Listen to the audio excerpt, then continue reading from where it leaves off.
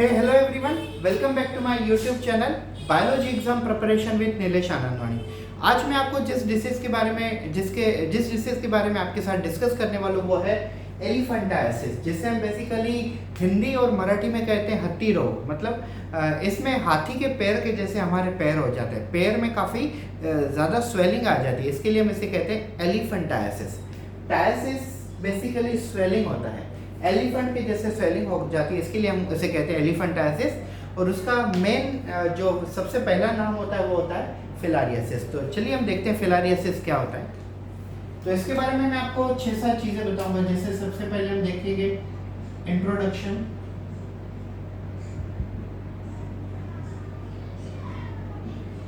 Secondly हम देखेंगे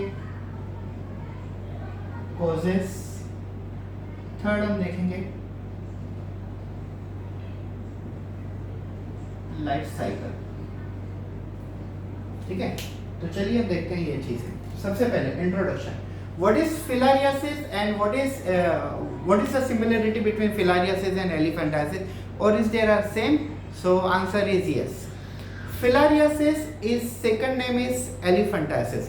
filariasis को ही हम एलिफेंटाइसिस ही कहते हैं, क्योंकि फिलारियासिस में बेसिकली जो हमारे पैर होते हैं, स्पेशली लोअर आर्म, तो थाई से लेके थाई के नीचे का जो फुट रीजन होता है वो पूरा का पूरा एलिफेंट के जैसे स्वेलिंग हो जा रही है। उतनी स्वेलिंग भी नहीं होती, लेकिन किसी किसी में वो लेवल तक भी स्वेलिंग हो जाती है, लेकिन काफी ज्यादा स्वेलिंग हो जाती है। So that's why this is called as elephantiasis. Basically filariasis is worm infection caused due to helminths। Basically worms को ही हम हेलमिंथ्स कहते हैं, लेकिन कौन से वर्म्स है वो हम बेसिकली कॉजेस पॉइंट में देखेंगे। तो यहाँ पे देखिए फिलारियासिस का एक दूसरा नाम है एलिफेंटाइसिस, जिसे बेसिकली हिंदी और मराठी में हत्ती रोग कहते हैं। इसमें पैर हमारे हाथी के जैसे शेप में आ जाते हैं, काफी स्वेलिंग हो जाती है। इसके साइन एंड सिम्टम में हम और देखेंगे कौन कौन से ऑर्गन बेसिकली इससे अफेक्टेड होते हैं। हम देखते हैं causes. Generally filariasis is caused due to the 9 species, and these 9 species are found in 3 different genus, and these genus are such as a first one lymphatic filariasis, then subcutaneous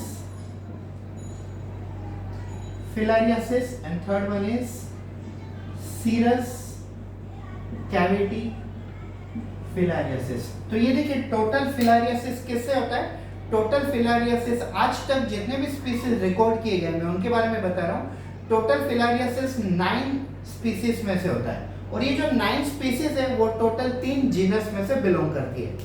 तो subcutaneous और serous cavity ये काफी कम दिखते हैं। सबसे ज्यादा कौन से दिखते हैं? वो दिखते हैं लिम्फेटिक फिलारियासिस। तो जो लिम्फेटिक फिलारियासिस है, तीनों के अंदर कितने स्पीसीज हैं? 3। तो लिम्फेटिक फिलारियासिस जो है वो किससे होता है? It is caused due to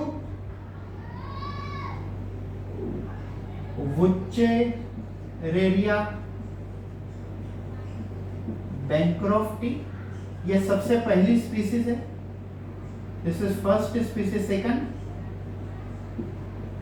ब्रूजिया malayi, and third species is Brugia timori। Okay, I hope so आपको समझ रहा है। फिर से सुन लीजिए एक बार। Filariasis is caused due to the 9 different species, but these 9 different species are divided into 3 main genus। मतलब टोटल स्पीसीज कितनी है? टोटल स्पीसीज है 9, लेकिन वो 9 स्पीसीज 3 जीनस में से बिलोंग करती है। मतलब समझ लीजिए एक है लिम्फेटिक फिलारियासिस, तो उसमें 3 स्पीसीज होंगी। सबक्यूटेनियस फिलारियासिस उसमें भी 3 स्पीसीज होगी, और सीरस कैविटी फिलारियासिस इसके अंदर भी 3 स्पीसीज होगी। तो टोटल स्पीसीज है 9 और जीनस है 3। अब इसमें सबक्यूटेनियस और सीरस कैविटी फिलारियासिस जो है वो काफी कम दिखता है। सबसे ज्यादा जो दिखता है वो होता है लिम्फेटिक फिलारियासिस। और लिम्फेटिक फिलारियासिस में 3 स्पीसीज हैं। एक है वुचेरेरिया बैंक्रॉफ्टी, दूसरी है ब्रूजिया मलई एंड तीसरी है Brugia timori. Total there are 9 species which are causing the filariasis, and these 9 species are included under 3 main genus. This genus lymphatic filariasis, subcutaneous filariasis and serous cavity filariasis. Out of them lymphatic filariasis is very common, means maximum people are suffering from lymphatic filariasis. I would like to tell you lymphatic filariasis have these 3 species: Wuchereria bancrofti, Brugia malai and Brugia timori. And out of them Wuchereria bancrofti is maximum found. अगर आप 100 patient देखते हो filariasis के तो उसमें से 90 to 95 आपको basically Wuchereria bancrofti के ही मिलेंगे। लेकिन अगर आप 1000 केसेस देखते हो तो शायद आपको उनमें से बाकी किसी में भी वुचेरेरिया बैंक्रॉफ्टी के अलावा कोई और स्पीसीज भी मिल जाएगी। लेकिन 90 to 95% basically Wuchereria bancrofti is the organism which causes filariasis or you can say elephantiasis. अब हम देखते हैं लाइफ साइकिल कैसी होती है। ठीक है, लाइफ साइकिल देखिए। Basically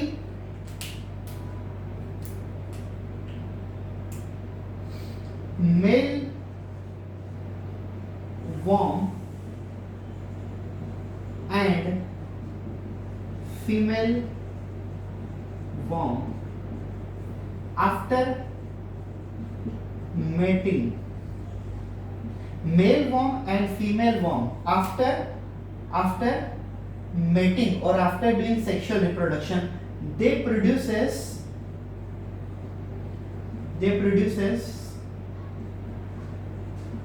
thousands of microfilaria.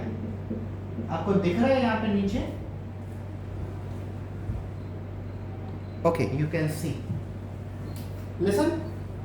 After mating between male worm means Wuchereria bancrofti में भी 2 कैटेगरी आती, एक मेल कैटेगरी आती, फीमेल कैटेगरी आती। तो जब मेल और फीमेल आपस में सेक्सुअल रिप्रोडक्शन करते हैं तो मेटिंग करने के बाद वो थाउजेंड्स ऑफ फिलारिया प्रोड्यूस करते हैं, मतलब अपने चिल्ड्रंस प्रोड्यूस करते हैं। और इन वर्म के वुचेरेरिया बैंक्रॉफ्टी के चिल्ड्रंस को हम कहते हैं, जैसे अमीबियोसिस में हमने देखा था adult is called amoeba and child is called as a cyst, means their next generation is called cyst. अब यहाँ पे जो है वो है माइक्रोफिलारिया। हम उनके चाइल्ड को सिस्ट नहीं कहते हैं, हम उनके चाइल्ड को कहते हैं माइक्रोफिलारिया। अब आप समझ लीजिए कैसे होता है।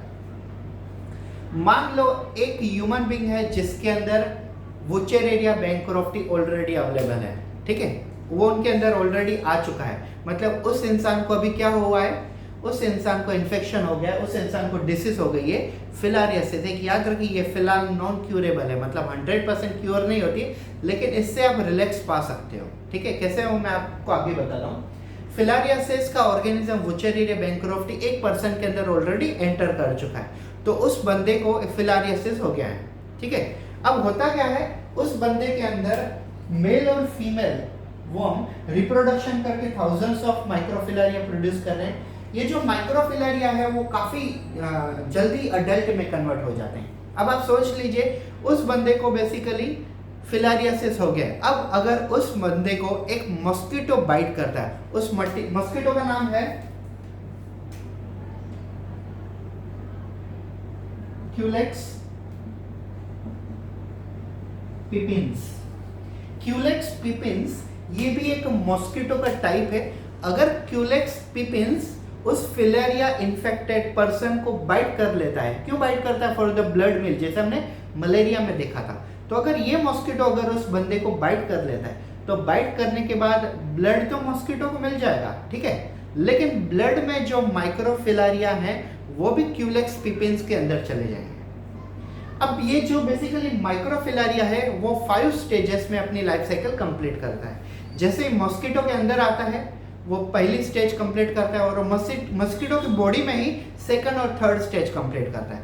अब ये वाला मॉस्किटो क्यूलेक्स पिपिन्स मॉस्किटो अगर कोई हेल्दी ह्यूमन बीइंग को बाइट करता है फॉर ब्लड मिल, खाना खाने के लिए, ब्लड खाने के लिए, तो ये मॉस्किटो अपने अंदर के वॉर्म्स उस हेल्दी ह्यूमन बीइंग में ट्रांसफर कर देगा और बेसिकली फोर्थ स्टेज और फिफ्थ स्टेज माइक्रोफिलारिया की ह्यूमन बीइंग के हेल्दी ह्यूमन बीइंग के अंदर होगी और हेल्दी ह्यूमन बीइंग के अंदर भी क्या आ जाएंगे, वुचेरेरिया बैंकरॉफ्टी, और बेसिकली उस इंसान को भी कौन सी बीमारी हो जाएगी, filariasis.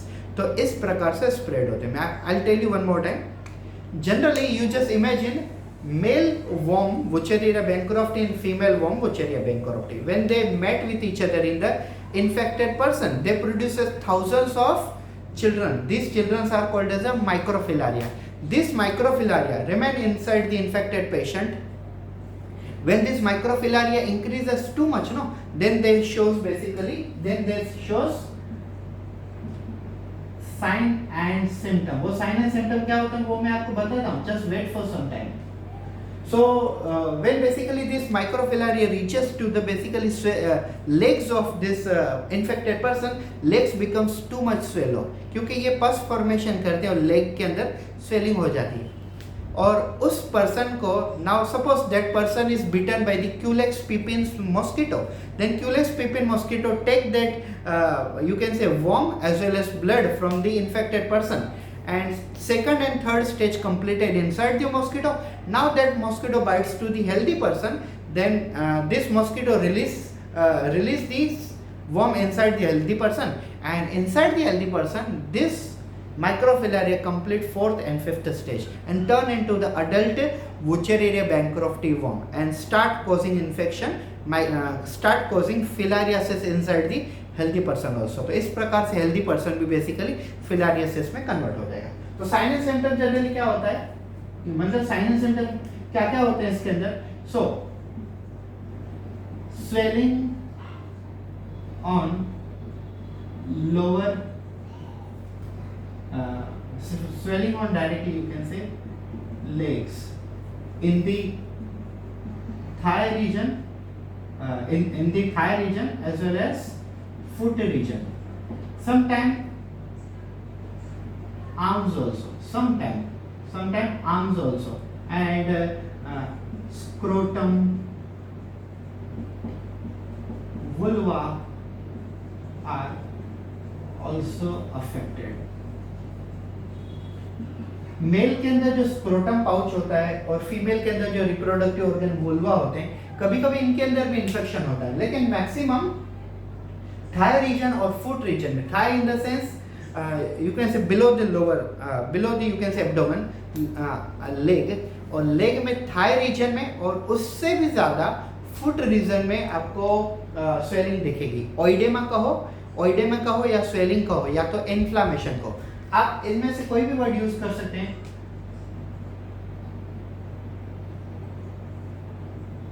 ओइडेमा, swelling, inflammation, all these words are indicating swelling.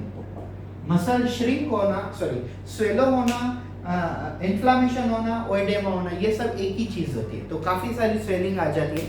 तो ये होते हैं साइन एंड सिम्टम। अब आप इसे प्रिवेंशन कैसे कर सकते हो? How can you prevent? So basically